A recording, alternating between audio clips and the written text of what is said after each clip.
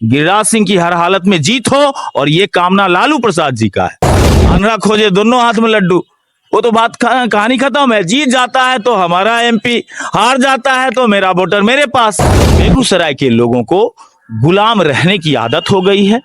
बेगूसराय के लोगों को अपने ही जमीन पर खड़ा होकर के खुद को गाली सुनना पसंद आ गया है। बेगूसराय के लोगों को दूसरे का नेतृत्व पसंद आ गया है, क्योंकि महागठबंधन में भी छेद है और इधर भाजपा एनडीए वालों में भी छेद है। क्या गिरिराज सिंह जीतना चाहिए? ये आरजेडी के अस्तित्व का सवाल है। इन्हें अपना उम्मीदवार दे करके बिहार में नीतीश कुमार को तीसरे नंबर की पार्टी बना दिया। ये आप क्यों नहीं उछल पाएगी? बेगूसराय के वोटर क्या गुंडा और देशद्रोही हो गए यार? जिन जिन को नेता बनना है, जिसको एमपी बनना है, किसी को विधायक बनना है, उसको कहिए कि बेगूसराय के मिट्टी के लिए आवाज उठाने के लिए वो भाग खड़ा होगा। बीजेपी को लगता है कि गिरिराज को होना चाहिए, क्योंकि बीजेपी की राजनीति हिंदू मुसलमान की कराने की राजनीति है। इतनी इनकी औकात नहीं है कि एक शेड नहीं डाल सकते कि लोग छाया में खड़े हों, नहीं डाल सकते। वो गोतिया में विवाद हो गया, एगो के घर में 12 गो वोट है और दूसरे के यहाँ 7 गो वोट है, तो 7 गो वोट वाला फैसला नहीं होगा। 12 गो वोट जिसके पास है उसका फैसला होगा। इंडिया गठबंधन इस जिले पर हावी है और गिरिराज सिंह की करारी हार होगी। ये लोग डुगडुग्गी बजाते हैं और देश की जनता नाचती है। मैं तो बस 2 लाइन का संदेश दूंगा कि सोच समझकर करो मतदान, तभी होगा बेगूसराय का सम्मान। सिलसिला तो चलता रहता है वादों का, लेकिन वादा पूरे नहीं हो पाते हैं, अधूरे ख्वाबों का। तो आप नमस्कार, आप देख रहे हैं बीटी न्यूज बिहार। मैं हूं आपके साथ दीपक कुमार राय, बात बेबाक सच के साथ। अभी हम मौजूद हैं बलिया प्रखंड मुख्यालय स्थित अंबेडकर पार्क में, और हमारे साथ बीटी न्यूज बिहार के ब्यूरो चीफ पंकज भट्ट जी हैं। हम इनसे चुनावी समीकरण पर जो है कई बातें करेंगे, और हम आपको बता दें कि 13 मई को बेगूसराय लोकसभा क्षेत्र का चुनाव होना है। उससे पहले जो है नामांकन का दौर अभी चल रहा है, और चुनावी मैदान में कई प्रत्याशियों के आने के कयास लगाए जा रहे थे, लेकिन फिलहाल अभी 5 ही प्रत्याशियों ने नामांकन किया है। तो हम इन तमाम जानकारियों के साथ अपने ब्यूरो चीफ से इस संबंध में कई बातचीत करेंगे, और आपको हम बता दें कि जो 13 मई को लोकसभा चुनाव होना है और बेगूसराय में कांटे की टक्कर होगी, और देखना है क्या इस बार जो है एनडीए सफलता लेती है या फिर इंडिया गठबंधन के प्रत्याशी अवधेश राय। इन तमाम मुद्दों पर हम बातचीत करेंगे ब्यूरो चीफ पंकज भट्ट जी से। सर्वप्रथम सर, बीटी न्यूज बिहार में आपका बहुत बहुत स्वागत है। बहुत स्वागत करते हैं हम अपनी टीम को, और बधाई देते हैं आपको कि जिस तरीके से, जिस उत्साह और ऊर्जा के साथ आप हम बीटी न्यूज के लिए नहीं बल्कि बेगूसराय के आम आवाम की आवाज बन करके सामने खड़े हो जाते हैं और कहते हैं कि खबरदार, अन्याय के खिलाफ हमेशा बीटी न्यूज खड़ा रहा है, रहेगा। इसके लिए हम आपको तहे दिल से शुक्रिया भी देते हैं। सर, बेगूसराय लोकसभा चुनाव 13 मई को होना है, और उससे पहले का जो है चुनावी समीकरण, बहुत सी बातें सामने आ रही है। चुनावी मैदान में 5 प्रत्याशियों ने अभी तक नामांकन कराया। सर, क्या लगता है बेगूसराय के चुनावी समीकरण में और 13 मई के चुनाव में? देखिए दीपक जी, आपको मैं बताऊं कि 5 प्रत्याशी जो हैं, उन 5 में लड़ाई झगड़ा कुछ नहीं है। यहाँ पे सिंगल 2 महागठबंधन और एनडीए के बीच में टक्कर होगी। बाकी लोग भुटकटुआ बन के रह जाएंगे। बाकी लोगों में ना कोई दमखम है, ना कुछ बात है, और उन्हें कोई लोग वोट क्यों करे? उन्होंने इस बेगूसराय के लिए आखिर किया क्या? बड़े बड़े शब्द, बड़े बड़े ढंग से सजा सजा करके कह देने से वोट मिल जाता है क्या? आपका त्याग क्या है? आपका बेगूसराय के लिए समर्पण क्या है? आप इस मिट्टी के लिए क्या कुछ किए हैं? कितना बड़ा योगदान दिए हैं? व्यवस्था और वोट इस पर निर्भर करेगा। इसलिए उन सारी चीजों को छोड़िए, आइए अब 2 प्रत्याशी हैं। एनडीए के कद्दावर चेहरे हैं गिरिराज सिंह, दूसरे तरफ अवधेश राय 3 बार विधायक रहे हैं, और महागठबंधन में पहले से ही ये तय था कि लगभग अवधेश राय ही यहाँ पे एमपी के दावेदार हैं, चूंकि चेहरा ही नहीं है सीपीआई में। सीपीआई के साथ समस्या है कि उसके पास चेहरा नहीं था, और अवधेश जी को उन्होंने दिया। और ये बछवाड़ा के लिए गौरव की बात है कि रामदेव राय जी जो दिवंगत हो गए, उनके बाद किसी ऐसे बेटे को मिला एमपी का टिकट जो जिले का प्रतिनिधित्व करने के लिए सामने लाया गया है। उन्हें हमारी तरफ से शुभकामना भी।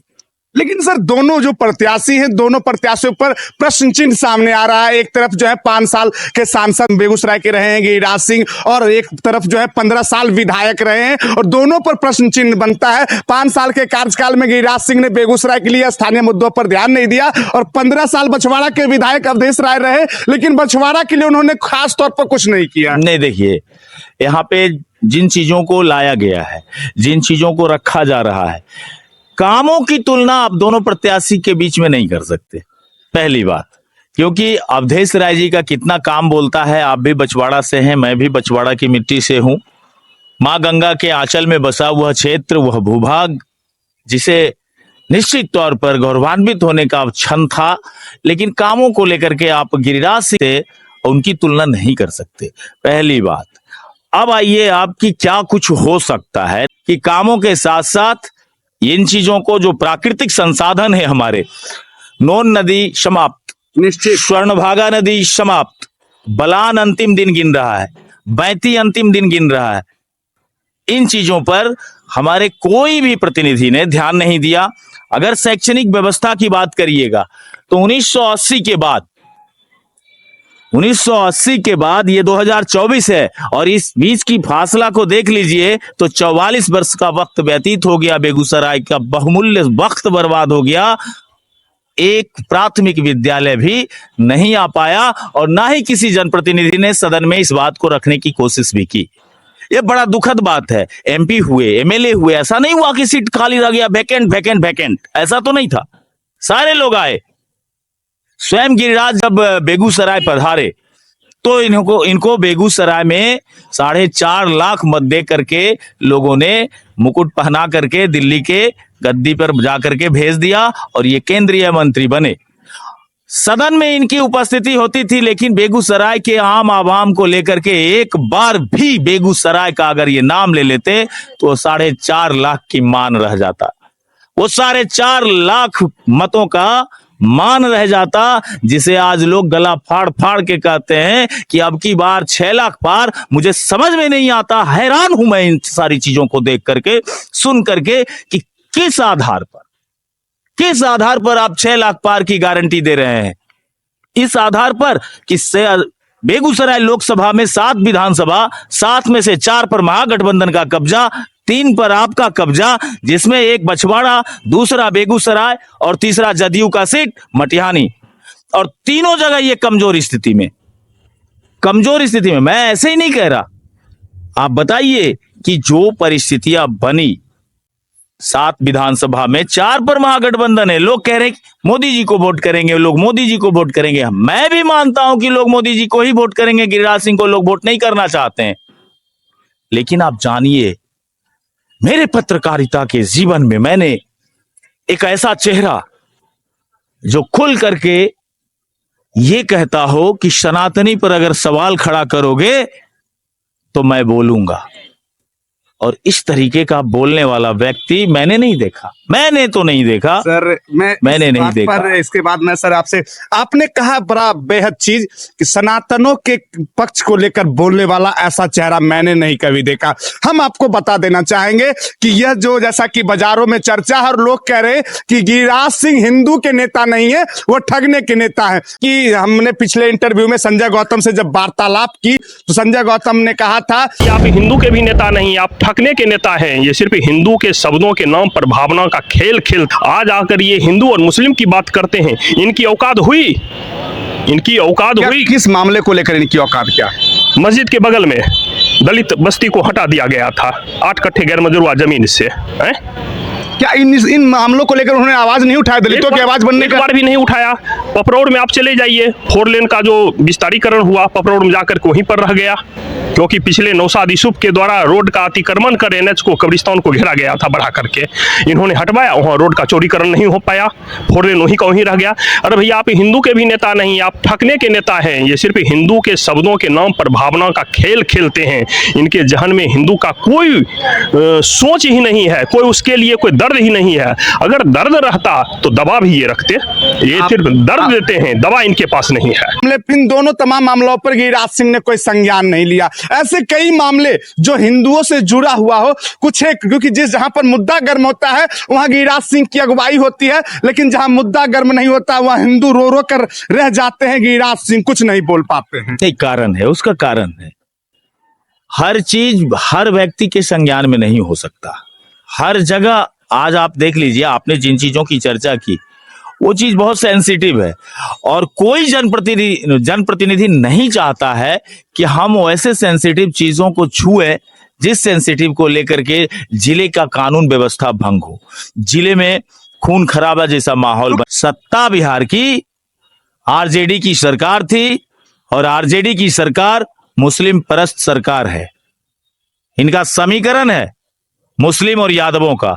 आज गिरिराज सिंह के सामने अवधेश राय जैसे लोगों को क्यों लाया गया? इसलिए कि गिरिराज सिंह जीते, गिरिराज सिंह की हर हालत में जीत हो और ये कामना लालू प्रसाद जी का है। ये कामना लालू प्रसाद जी का है।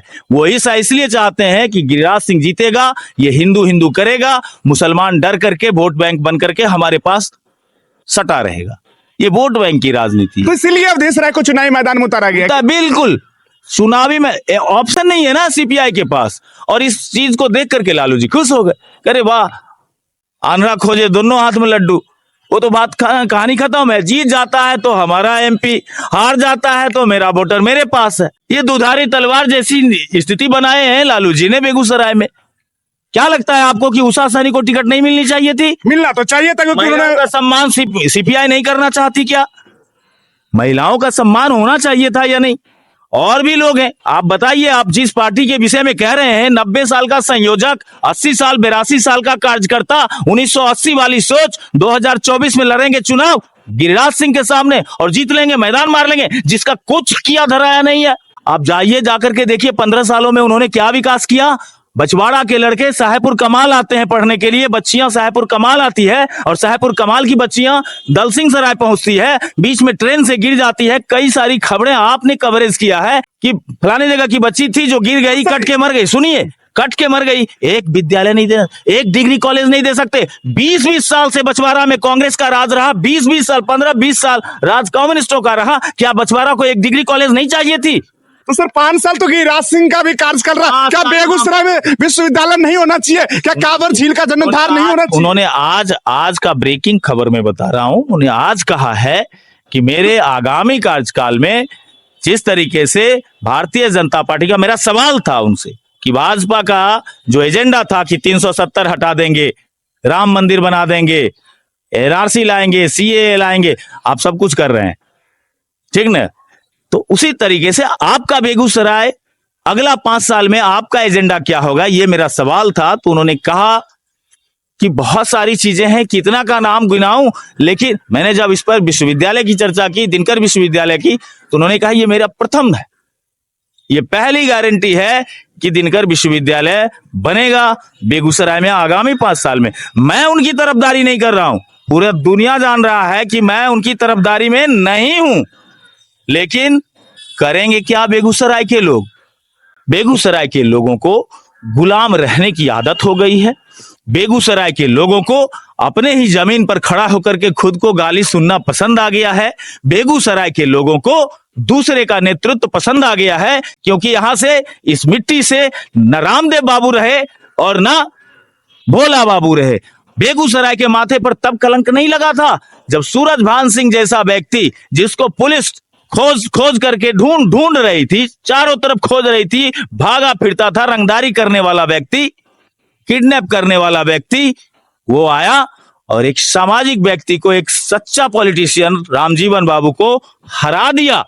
दारू के बल पर, पैसा के बल पर, बाहुबल के बल पर, कुटमैती भजा करके, रिश्तेदारी दिखा करके। पिछले विधान पार्षद के चुनाव में आप देखिए, परबत्ता विधायक रिश्तेदारी फरिया लिया, क्या वो रिश्तेदारी का वोट था? सारी दुनिया को पता है कि विधान पार्षद के चुनाव में क्या हुआ। और जिस चुनाव के समीकरण की आप चर्चा कर रहे हैं दीपक भाई, आप जानिए कि महागठबंधन में भी छेद है और इधर भाजपा एनडीए वालों में भी छेद है। क्यों, कैसे, ये मैं आपको बता देता हूं। क्लियर कर देता हूं ताकि आपको भी समझ में आ जाए कि यहां पर हो क्या रहा है। कांग्रेस पार्टी महागठबंधन के साथ खड़ी ही नहीं है। आरजेडी वाले को ऊपर से ही कहा गया है कि भैया गिरिराज सिंह जीतना चाहिए, ये आरजेडी के अस्तित्व का सवाल है, क्योंकि हमारी राजनीति वहीं पर ही माय समीकरण पर चलती है। गिरिराज सिंह जीतेगा, हिंदू मुसलमान करेगा, मुस्लिम समाज हमारे उसके डर से हमारे पास बैठे रहेंगे, ठीक है। और दूसरी तरफ इधर आ जाइए, जदयू वाले 2019 के चुनाव के ठीक बाद जब 2020 का विधानसभा चुनाव हुआ था तो एलजेपी रामविलास जो आज बना हुआ है चिराग पासवान की पार्टी ने जदयू के खेमे के जहां जहां उन्होंने अपना उम्मीदवार खड़ा किया वहां वहां एलजेपी ने अपना उम्मीदवार दे करके बिहार में नीतीश कुमार को तीसरे नंबर की पार्टी बना दिया। ये कहीं ना कहीं दिख रही है। आपको कहां दिखते हैं राजकुमार जी, बताइए। नॉमिनेशन के बाद बताइए, आप बताइए। मटिहानी के मीटिंग को लेकर के जो बातें सामने आई उसको देखिए। रुदल राय जी रहते हैं ऐसे मंच पर जाकर के ऐसे बैठे रहते हैं जैसे लगता है उनको कुछ करना धरना है नहीं, फॉर्मेलिटी कर रहे हैं। रुदल राय के पास कितना वोट है भाई, आप बताइए। रामबदन राय जी कह रहे हैं कि मैं अगर एमपी बनूंगा तो गुंडा मुक्त हो जाएगा। गिरिराज सिंह जी के देशद्रोही के बयानों पर सीपीआई खूब उछल रही है, तो रामबदन राय के गुंडा शब्द पर क्यों नहीं उछल पाएगी? क्यों नहीं उछल पाएगी? बेगूसराय के वोटर क्या गुंडा और देशद्रोही हो गए? सर लेकिन एक दूसरे का कटाक्ष तो लगातार जारी है। नहीं तो ये कटाक्ष में पब्लिक को बेवकूफ बनाने की प्रक्रिया क्यों कर रहे हैं ये लोग? पब्लिक को बेवकूफ नहीं बनाइए, पब्लिक को जगाने के लिए दीपक जैसा साथी खड़ा है, पंकज भट्ट जैसा साथी खड़ा है। पब्लिक को बताएंगे, हम लोग घूम घूम करके बताएंगे कि भैया ये लोग क्या कर रहे हैं आपके। बेगूसराय की जनता के पास क्या विकल्प भी तो नहीं है। कोई विकल्प नहीं, आपके पास कोई विकल्प नहीं है।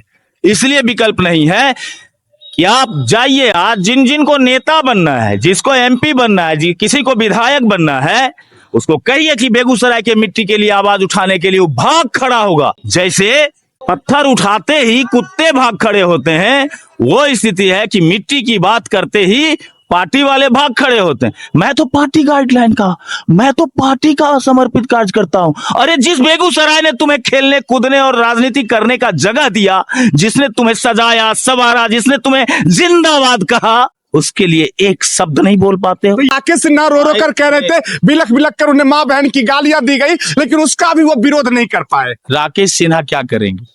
बेचारे लोग हैं, पढ़े लिखे विद्वान लोग आज की दुनिया में बेचारे की श्रेणी में आ जाते हैं। उनका कोई अहमियत नहीं है। आपको लगता है कि राकेश सिन्हा बेगूसराय का सांसद होना चाहिए, बीजेपी को लगता है कि गिरिराज को होना चाहिए, क्योंकि बीजेपी की राजनीति हिंदू मुसलमान की कराने की राजनीति है। ऐसे प्रत्याशी वो चाहेगी जिन्होंने बलिया हिंसा में आकर के ये कहा कि मुसलमान का पर्व होगा तो हिंदू फूल बरसाएंगे और हिंदू का पर्व होगा तो मुसलमान फूल बरसाएंगे। तो इस तरीके का नेचर ही राकेश सिन्हा ने जो कहा वो बेगूसराय की संस्कृति है, बेगूसराय का कल्चर था, इसलिए उन्होंने ऐसा कहा। लेकिन भाजपा को ये पसंद नहीं। भाजपा को सिर्फ ये पसंद है कि जय श्री राम करते रहिए, जय श्री राम करते रहिए, भारत माता की जय करते रहिए। आप उस सरकार के बारे में जरा चर्चा कर लीजिए। दुनिया की 5वीं अर्थव्यवस्था का ढोल पीटने वाली सरकार है ये, और खुद ही कहती है कि 135 करोड़ की जनता है हमारे यहाँ, और उसमें 80 करोड़ को हम फ्री में अनाज खिलाते हैं। इस देश में 80 करोड़ परिवार ऐसे हैं जो अनाज नहीं खरीद सकते, अपने पेट भरने के लिए भोजन नहीं कर सकते। वो दुनिया की 5वीं अर्थव्यवस्था है। दीपक जी, हंसी आती है इस अर्थव्यवस्था पर कि कैसी अर्थव्यवस्था है। आप ऐसी अर्थव्यवस्था की बात करते हैं। आज आपका बहू, आपकी बेटी जो एग्जाम देने जाती है, जिसका विद्यालय सब दिन आप एग्जाम में इंगेज रखते हैं, एक परीक्षा केंद्र नहीं जिले में बना सकते हैं। आप रेलवे गुमती की बात करिए, इस चिलचिलाती धूप में फाटक जब लग जाता है तो लोग चिलचिलाती धूप में खड़े रहते हैं, उसमें गरीब अमीर, बूढ़ा बुजुर्ग, छोटे बच्चे, गर्भवती महिलाएं, रोगी, सारे लोग चिलचिलाती धूप में टकटकी लगाए खड़े नहीं कि कब खुलेगा। एक ट्रेन पास कर जाती है, फिर नहीं खुलता है, फिर P P P P horn बजते रहता है, टप टप पसीना चलते रहता है, हेलमेट से पसीना निकलते रहता है, लोग परेशान, कुछ लोग मूर्छा खाने की स्थिति में आ जाते हैं। लेकिन एक शेड नहीं डाल सकते, ये सर एक शेड नहीं डाल सकते। इतनी इनकी औकात नहीं है कि एक शेड नहीं डाल सकते कि लोग छाया में खड़े हों, नहीं डाल सकते। सर यही समस्या नहीं, ऐसी कई समस्या है। तो इन तमाम समस्याओं से जनप्रतिनिधियों को कोई लेना देना कोई नहीं। लेना देना नहीं। किसने कहा जनप्रतिनिधि को समस्याओं से लेना दे? वो तो समस्या खड़ा करने की चीज है भैया, वो तो समस्या खड़ा करते हैं। जनता सर बुर्बक है तभी। हल तो हम लोग निकालते हैं। कौन सी समस्या का हल है उनके पास? आप जाइए, आज पंचायतों में चले जाइए, छोटी इकाई होती है ग्राम कचहरी, ग्राम पंचायत सबसे छोटी इकाई है बिल्कुल। लोकतंत्र की, ठीक है। वहां जाइए, आप दो भाई में विवाद हो गया, दो गोतिया में विवाद हो गया, एगो के घर में 12 गो वोट है और दूसरे के यहाँ 7 गो वोट है, तो 7 गो वोट वाला का फैसला नहीं होगा, 12 गो वोट जिसके पास है उसका फैसला होगा, चाहे वो सही हो या गलत हो। तो ये स्थिति है ना दोस्त। अब बताइए इसमें कैसे होगा? कौन सी समस्या का हल किसने निकाल दिया? कोई नेता कैसे बोल सकता है कि मैंने आपकी समस्या का समाधान कर दिया है? अरे समस्या का समाधान नहीं करते आप। जो भी चीज देते हैं वो इसलिए देते हैं कि आने वाले 5 साल के बाद भी हमको वोट करेगा। तो कोई समस्या का हल नहीं है आपके पास। आप खुद समस्या से घिरे हुए होते हैं। आपके पास समस्या का कौन सा हल है? आप बताइए कौन सी समस्या का हल करते हैं ये लोग? आप ही बता दीजिए ना। तो यानी समस्याओं से इन्हें कोई लेना देना नहीं है। कोई लेना देना नहीं है।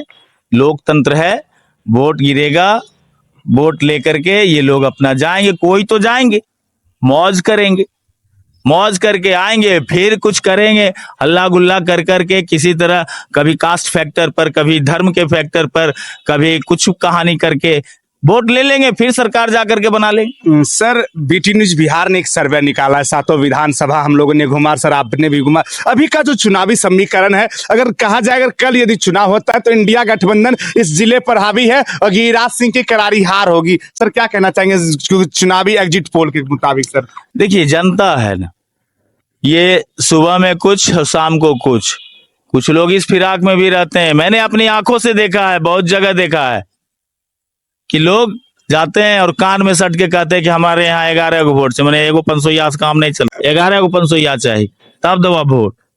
तो जब विधान पार्षद आपके पैसे वाले ना विधान पार्षद हुए हैं, बिल्कुल बिल्कुल खुल करके कहता हूं ना, मैं तो उनको चैलेंज देता हूं, चैलेंज करता हूं, वो बेगूसराय में एक पीसी का आयोजन करके दिखाए।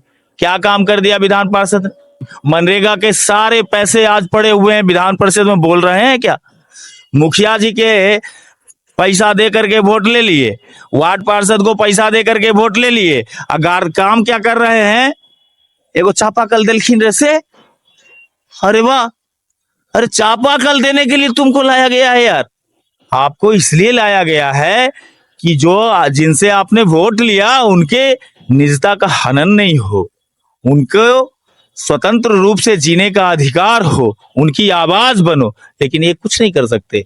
इसलिए भारत के लोकतंत्र में आप इतना ही समझ लीजिए कि बस इतना ही चीज बचा हुआ है कि आप बुद्धिमान हैं, चुपचाप से जाइए, एगो वोट गिरा लीजिए, अब मजा करिए, बाकी चीजों से कोई मतलब नहीं रखिए। ये लोग डुगडुग्गी बजाते हैं और देश की जनता नाचती है। तो बस यही रह गया है लोकतंत्र। सर क्या आप मैसेज देना चाहेंगे बेगूसराय के तमाम मतदाताओं को? और 13 मई को चुनाव होना है, चुनाव से पहले तो बहुत बातें सामने आ रही है, लेकिन मतदाताओं को क्या सोचना चाहिए? देखिए हम तो कोई नेता लीडर है नहीं जो बहुत सारा बड़ा संदेश देंगे।